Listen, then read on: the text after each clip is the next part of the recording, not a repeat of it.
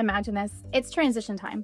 And instead of moving quietly to the next task, the noise level in your classroom skyrockets. As well as you. Sit down, guys, we're already behind schedule. Don't forget to clean up. You've tried clapping rhythms, counting down, and verbal reminders, but nothing seems to work. And you kind of feel like you just want to crawl back under the covers and pretend like it's Saturday. You just want students to listen during transitions and do what they're supposed to be doing. If you feel like this, you are not alone. Which is why today I'm going to share with you 3 simple ways to get your transitions running smoothly.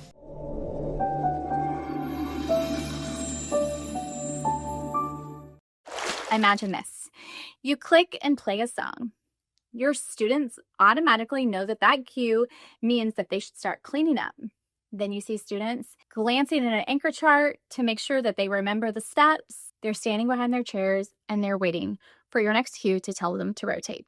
With these simple tools, that's exactly what your classroom could be like. So let's go over the first one. The first one is to use a cue. My favorite cue to use is music. Music is a powerful tool for signaling transitions because it's a consistent, nonverbal, and it's fun. When students hear the same song over and over for a transition, it creates predictability for them, and they know exactly what to do, even without your reminders. For example, using a 2-minute cleanup song helps them to know that when the song is over, they have to be done cleaning and back in their chairs, ready for the next activity. The key is consistency. You'll want to use the same song every day for the same transition. It helps create a predictable routine that helps students know exactly what to do when they hear that cue. It allows them to be able to follow along without consistent reminders. If you need ready-to-use transition songs, I have a free transition playlist that I'll link for you guys in the description below. A lot of times, one of the biggest reasons why your transitions might feel chaotic is because students don't know what to do. They aren't clear on their expectations. That's where an anchor chart comes in handy.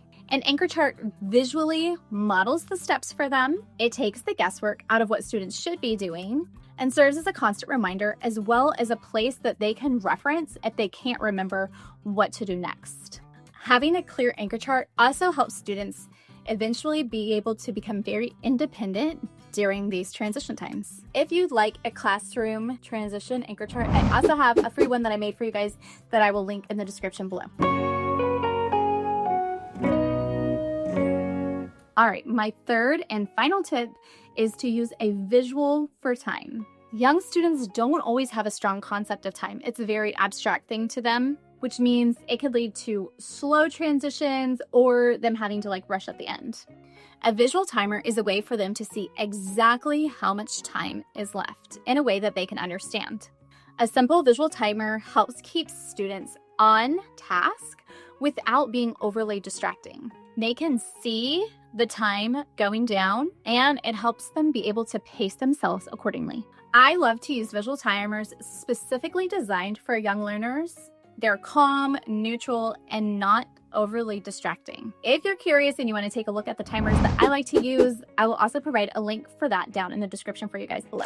These 3 tools create a predictable, consistent routine, helping students know exactly what to do and when to do it. I would love if you would give these 3 tools a try in your classroom and come back and comment and let us know which tool works the best for you. If you want more classroom management tips, be sure to check out my other videos. See you guys next time. You're wondering how to make an effective classroom transitions anchor chart? I'm explaining exactly that in this video here. Go ahead and give it a watch.